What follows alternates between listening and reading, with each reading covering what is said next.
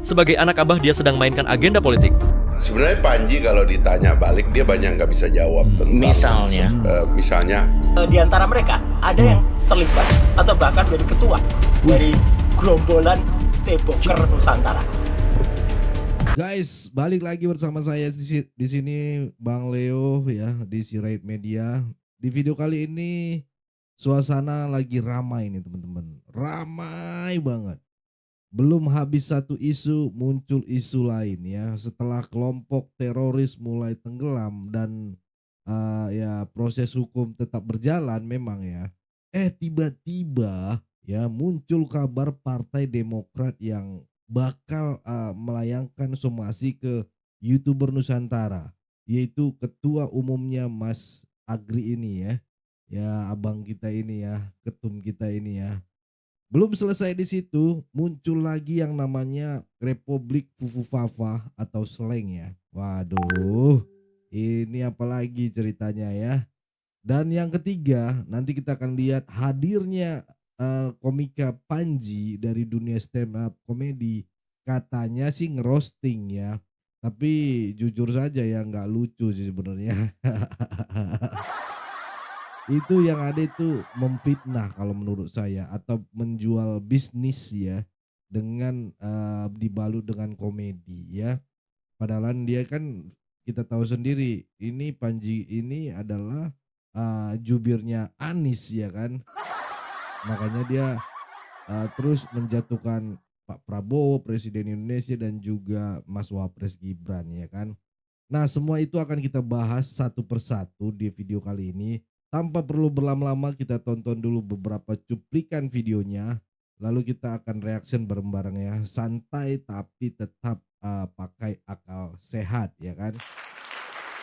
Ya. Buat kalian yang baru menemukan channel Sirait Media, jangan lupa untuk subscribe, tinggalkan komentar kalian dan share video ini kalau menurut kalian bermanfaat. Ayo kita mulai. Let's go. Anies manis ya. Iya Bang Panji, manis banget. Semanis janjinya, well. Manis banget waktu jualan program rumah DP 0%. Semanis mulutnya Bang Panji waktu nyelesin rumah DP 0%. Kata Bang Panji yang bisa dapat rumah DP 0% maksimal penghasilan 7 juta. Itu kan katanya, bukan faktanya. Musik! Gria Jakarta Bahagia hadir dengan DP 0. Program DP 0 ini untuk orang yang pengen punya hunian pertama kali di Jakarta. Memang ada syaratnya, kayak misalnya tadi maksimal penghasilannya satu keluarga 7 juta. Atau KTP Jakartanya minimalnya 5 tahun untuk menghindari ada warga DKI dadakan gitu. Karena pada prinsipnya pemerintah Provinsi DKI Jakarta itu istilahnya nalangin dulu atau mensubsidi dulu DP-nya yang kelak akan dibayarkan dalam bentuk cicilan oleh warga DKI Jakarta. Ini satu Fitnah ya. Ya udah misalnya Raffi Ahmad. Nah, Ya. kan misalnya di Toraja, dan ini pasti ada yang tahu. Kalau ada anggota keluarga yang meninggal, makaminnya itu pakai pesta yang mahal banget, bener nggak gue? Salah satu yang paling gembel ada kucing. Kucing tuh gembel banget, kerjanya ngosek-ngosek sampah kalau di komplek ya kan. Oh ya, ini yang belum lama ini menghajar dinasti politik, bla bla bla. Ya, ternyata anak abah.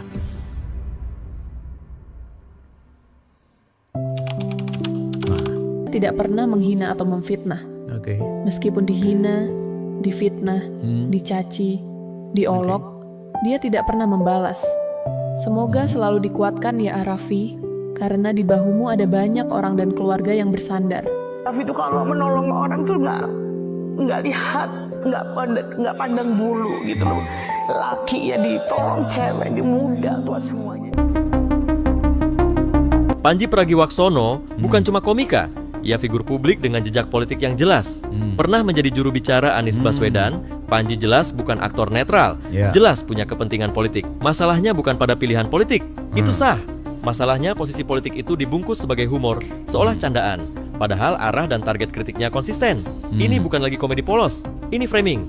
Sebagai anak abah, Panji kerap memainkan peran khas. Menyerang lawan politik lewat lelucon, menyederhanakan isu kompleks jadi bahan tawa, lalu berlindung di balik tameng klasik Ini kan cuma bercanda. Di titik ini, komedi berubah fungsi. Bukan lagi sekadar hiburan, tapi instrumen pembentuk emosi publik. Tertawa diarahkan, kemarahan dipoles, dan sentimen politik disalurkan tanpa harus jujur. Sebagai anak abah, dia sedang mainkan agenda politik. Ketika kritik politik datang lewat gimmick komedi tanpa transparansi posisi, publik berhak curiga ini satire independen atau pesanan agenda politik. Karena pada akhirnya, bukan soal lucu atau tidak, tapi publik berhak tahu siapa yang sedang bicara, dari posisi apa, dan untuk kepentingan siapa. Kalau ditanya balik, dia banyak nggak bisa jawab tentang misalnya, kenapa sampai hari ini Amerika Serikat sebagai champion demokrasi itu tidak melarang keluarga untuk berkompetisi dalam politik gitu. Nah, benar juga ya. Ya benar juga. Kalau mau dicek bisa dicek ke Google dan ChatGPT juga itu. Itu memang tidak boleh. Dulu kan MK itu membatalkan undang-undang yang melarang keluarga berpolitik. Dalam demokrasi itu problemnya adalah mandat rakyat. Jadi once kita datang bertarung untuk mandat rakyat itu, maka definisi-definisi tradisional tentang dinasti hilang. Ini yang kita nggak sadar gitu, sehingga kadang-kadang emosi kita berlebihan melihat realitas. Konsolidasi kepala daerah untuk mengangkat anaknya dan sebagainya itu kan kita lihat hari-hari. Tapi ya itu seperti juga dalam semua pertarungan. Kadang-kadang seniman pengen anaknya jadi seniman top dan lalu dia latih anaknya hebat begitu. Lalu dia benar-benar jadi seniman top seperti bapaknya kan. Jadi ya itu manusiawi gitu sebetulnya, dan itu as long as it is going through the people's choice itu nggak ada masalah. Panji Pragiwaksono, dia nggak lagi ngeritik, dia adalah orang yang cukup cerdas memanfaatkan peluang untuk bisa dijadikan cuan, duit ya. Dia mengakomodir emosional dari orang-orang yang kemarin jagoannya kalah. Dibalut stand up komedi, dia keluarkan hinaan-hinaan melalui candaan-candaannya. Seakan-akan ini mewakili perasaan mereka. Mereka merasa terpuaskan dengan kalimat-kalimat yang dilontarkan oleh Panji. Dan akhirnya sang Panji pun mendapatkan uang-uang itu, cuan-cuan itu dari jualan tiketnya. Jualan rumah DP 0% udah kagak laku bang, mantep. Ada yang ini zaman teknologi ya. Jadi sekarang teknologi itu ada sosmed, iya kan? Sosmed ini baik, tapi ada juga kadang-kadang bahayanya. Dengan banyak podcast, banyak pakar itu bicara asal bicara. Jadi saya lihat ada pakar-pakar yang selalu mengerti pikirannya Prabowo Subianto. Jadi kadang-kadang kalau saya mau cek kira-kira apa yang dipikirkan Prabowo Subianto, saya cari podcast. Kira-kira apa ya yang sedang dipikirkan oleh Prabowo? Ngarang gitu ya kan. Prabowo sedang konflik internal dengan ini, nanti dengan itu.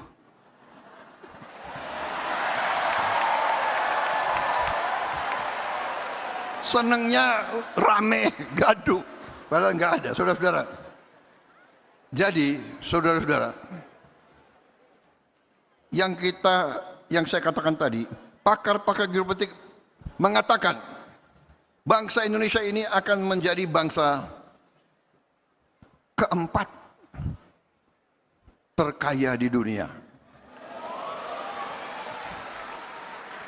Tapi ada syaratnya. Syaratnya apa? Syaratnya adalah apabila bangsa Indonesia bisa bersatu. Syaratnya apa? Terutama apabila elitnya bisa bekerja sama. Ini bukan, begitu saya lihat, baca itu berapa tahun yang lalu, saya semakin yakin. Akhirnya selalu saya ingin selalu mengajak apapun perbedaan kita, apapun mungkin dosa-dosa kita di masa lalu, karena kita manusia pasti penuh dosa, pasti ada kesalahan.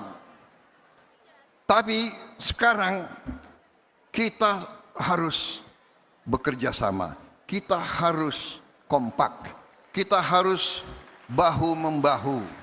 Yang kuat tarik yang lemah, yang lemah berhimpun kerjasama, bersaing baik, tapi begitu pertandingan selesai bersatu, bersatu. Ada yang mengatakan kalau bersatu itu tidak demokratis. Loh, demokrasi silahkan, koreksi silahkan, kritik bagus, tapi fitnah itu tidak bagus.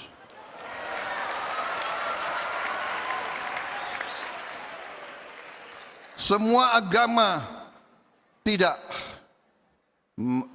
mengizinkan fitnah. Saya yakin di agama Kristen demikian juga. Thou shall not lie. Kebohongan itu tidak baik. Apalagi kebohongan yang menimbulkan kecurigaan, kebohongan yang menimbulkan perpecahan, kebohongan yang menimbulkan kebencian. Ini bisa merusak kita semua. Jadi saudara-saudara, kalau di agama Islam ada itu ajarannya. Fitnah itu lebih kejam dari pembunuhan. Bayangkan. Jadi yang kita harus waspada. 6. Saya seperti kemarin, selain ingin memberikan apresiasi dan dukungan kepada grup band legendaris Slank yang telah mengunculkan single yang sangat bagus, Republik Fu Fafa. Kita nggak usah pertanyakan lagi Fu Fafa itu siapa. Kamu. 99,9% sudah saya ulas dan bahkan sudah diseminarkan di beberapa kampus tahun yang lalu. Dan kami meyakini itu mungkin Anda. Dan hari ini saya ingin juga memberikan dukungan serupa kepada salah satu partai ya. Kita nggak usah sebutlah partainya. Iya, maksudnya apa? Nggak mau sebut aja Demokrat. Partainya gue dulu, entah gue dipecat atau gimana. Oke. Besar ya gitu. Dan bahkan kalau saya pinjam istilah atau gaya sarkastik dari orang yang pengecut yang tidak berani sebut nama partainya itu ya, yang beberapa waktu yang lalu bikin wawancara eksklusif. Loh, maksudnya Pak Jokowi nggak berani nyebut? Ya memang karena Pak Jokowi tidak bermaksud Demokrat. Emangnya Pak Jokowi langsung bilang Demokrat, atau ketika kita dengarkan Pak Jokowi bilang begitu seolah-olah benar-benar Demokrat?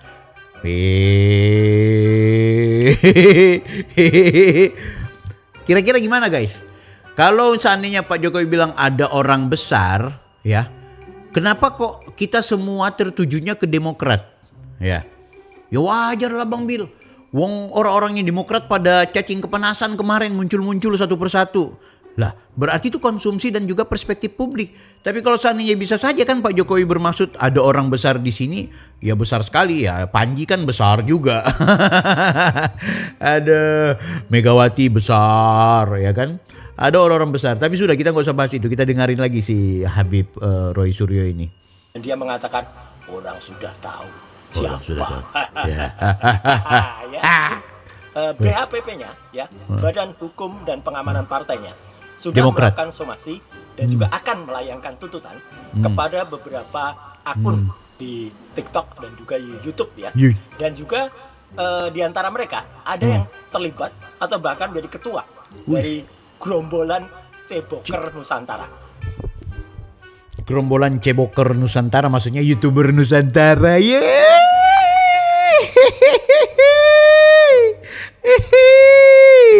Saya mengatakan ceboker karena fungsinya tukang cebok ya, yaitu apa? Membenarkan atau kemudian melemparkan hoax ya. Kalau ada junjungan mereka itu kemudian salah dan kemudian dikoreksi dan bahkan menyerang-nyerang pihak lain. Nah, teman-teman, dari semua yang kita lihat hari ini ya, satu hal yang sangat jelas ketika argumen sudah habis, ketika data tidak lagi mempan, Yang muncul bukan klarifikasi, bukan diskusi sehat, tapi somasi, gimmick, roasting, hambar gitu ya. Dan pastinya drama-drama receh gitu. Isu makin kesini makin terlihat dipaksakan, tapi untuk mencari kebenaran, bukan untuk mencari pembenaran ya, tapi untuk cari panggung dan jaga eksistensinya. Ya, demokrasi itu sehat kalau diisi kritik yang cerdas, bukan teriakan kosong ya, bukan juga lelucon yang kehilangan arah. Kalau lucu ya ketawa gitu, kalau kritik ya pakai data gitu, kalau salah ya koreksi, sesimpel itu ya. Dan sebagai rakyat kita punya hak untuk menilai dengan akal sehat, bukan dengan emosi ya, apalagi dengan dendam politik. Jadi sekarang giliran kalian nih teman-teman ya. Menurut kalian apa yang mana yang kritik membangun dan mana yang cuman cari sensasi? Roasting itu seni atau sekedar nyinyir berkedok komedi ya, karena rame juga di Twitter bilang ini seni, ini seni. Seni dari mana? Ini DFK menghujat, memfitnah ya. Tuliskan pendapat kalian di kolom komentar, diskusi kita buka dengan lebar di kolom komentar tapi tetap beradab ya teman-teman ya. Dan buat kalian yang belum subscribe Sirait Media, jangan lupa tekan tombol subscribe, nyalakan loncengnya dan share video ini supaya makin banyak yang melek, makin banyak yang berpikir jernih. Saya Leonardo Sirait, tetap jaga persatuan Indonesia, jangan mau dipecah belah, jangan mau diadu domba karena NKRI harga mati. Bye bye.